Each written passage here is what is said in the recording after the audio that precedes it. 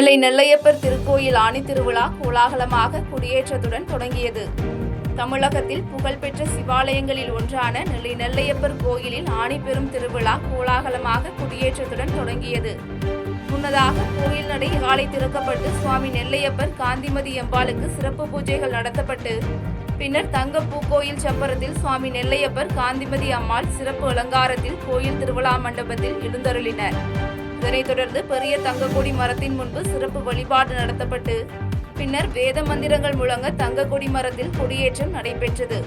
இதில் ஆயிரக்கணக்கான பக்தர்கள் கலந்து கொண்டு சுவாமி தரிசனம் செய்தனர். தாவேக அரசில் 3 வயது பெண் குழந்தைக்கு கூட பாதுகாப்பு இல்லாத சூழல் உள்ளது என மத்திய இணையமைச்சர் எல் முருகன் குற்றம் சாட்டியுள்ளார். திருவள்ளூர் மாவட்டம் பொன்னேரி அடுத்த சிறுவாபுரியில் அமைந்துள்ள புகழ்பெற்ற பாலசுப்பிரமணிய சுவாமி கோயிலில் மத்திய இணையமைச்சர் எல் முருகன் சுவாமி தரிசனம் செய்தார். தொடர்ந்து செய்தியாளர்களை சந்தித்த மத்திய அமைச்சர் எல் முருகன் தாவேகா மகளிருக்கு 2500 ரூபாய் வழங்குவதாக கூறிய நிலையில் கடந்த ஆட்சியில் வழங்கியது போல 1000 ரூபாய் மட்டுமே கொடுத்துள்ளார்கள் என்றும் வெள்ளை அறிக்கை வெளியிட்டு மக்களை ஏமாற்றாமல் நம்பி வாக்களித்த பெண்களுக்கு மாதந்தோறும் 2500 ரூபாய் வழங்க வேண்டும் என்றும் வலியுறுத்தினார். மேலும் தாவேகா ஆட்சியில் 3 வயது பெண் குழந்தைக்கு கூட பாதுகாப்பு இல்லாத சூழல் நேர்ந்துள்ளதாகவும் திமுக அரசிற்கும் தமிழக வெற்றிக் கழக அரசிற்கும் வேறுபாடு இல்லாமல் உள்ளது என்றும் விமர்சித்து பேசினார். நேற்று சட்டமன்ற கூட்டத்தொடரில் புதிய அறிவிப்புகள் எதுவுமே இல்லை. அதாவது முதலமைச்சர் அவங்க 2500 ரூபா நம்மளுடைய சகோதரிகளுக்கு கொடுக்குறேன்னாரு. ஆனால் அதை பற்றி எந்த அறிவிப்பும் இல்லை. அது என்ன, போன திமுக ஆட்சியில் 1000 ரூபா கொடுத்தாங்க, அந்த 1000 ரூபாயை தான் வர வச்சுருக்காங்க. ஆனால் மேற்கு வங்காளத்தில் நம்மளுடைய பாரதிய ஜனதா கட்சி ஆட்சி வந்தால் 3000 ரூபா நாங்கள் ஒவ்வொரு மகளிர் அக்கௌண்ட்லேயும் வர வைக்கணும்னு சொன்னோம். அங்கே நாங்கள் சொன்னபடியே முதல் மாதம் 3000 ரூபா வர வச்சாச்சு. சொன்னதை பாரதிய ஜனதா கட்சி செஞ்சுருக்கிறது. ஆனால் சொன்னதையும் செய்யாமல் இருக்கிறதா இங்கே தாவேகா ஆட்சி இருந்து கொண்டிருக்கிறது. அவர் என்ன சொன்னாரோ அதை செய்யணும்.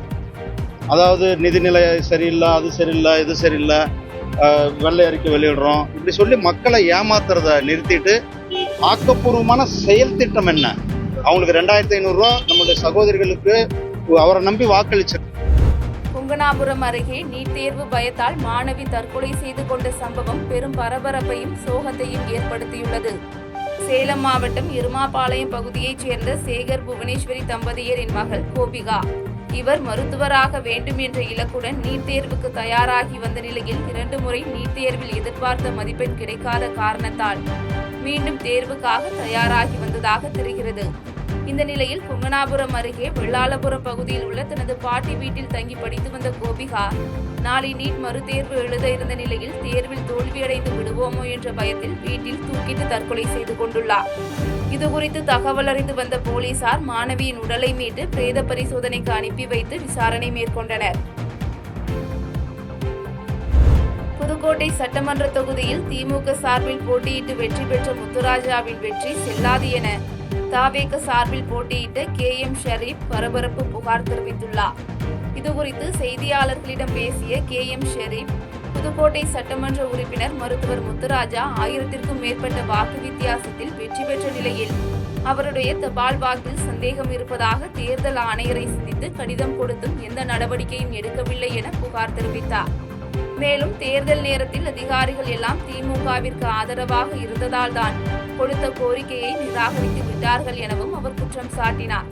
எனவே புதுக்கோட்டை சட்டமன்ற தொகுதியில் வாக்கு எண்ணிக்கையை மீண்டும் நடத்த வேண்டும் என்றும் அதேபோல் புதுக்கோட்டை மாவட்ட ஆட்சியர் அருணா மற்றும் அவருடைய கணவர் மீது பல்வேறு ஊழல் வழக்குகள் இருந்து வருவதால் தமிழ்நாடு அரசு அவரை மாற்ற வேண்டும் எனவும் வலியுறுத்தி பேசினார். எங்களுடைய ஆட்சேபனையும் ஏற்றுக்கொள்ளப்படவில்லை. தேர்தல் வாக்கு எண்ணிக்கையிலேயே அவர்கள் கொடுத்த கணக்கின்படி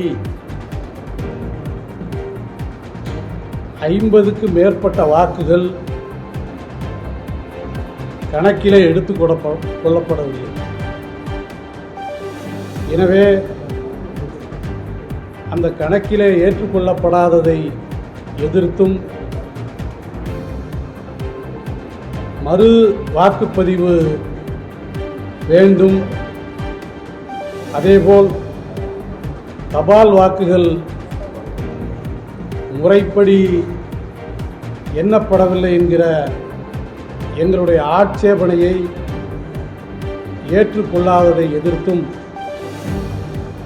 சென்னை தாம்பரம் முடிச்சூர் சாலை மணிவாக்கத்தில் அரசு பேருந்து இருசக்கர வாகனம் மீது மோதி ஏற்பட்ட விபத்தில் பள்ளி மாணவி கீழே விழுந்து பேருந்து சக்கரத்தில் சிக்கி உயிரிழந்த சம்பவம் சோகத்தை ஏற்படுத்தியுள்ளது.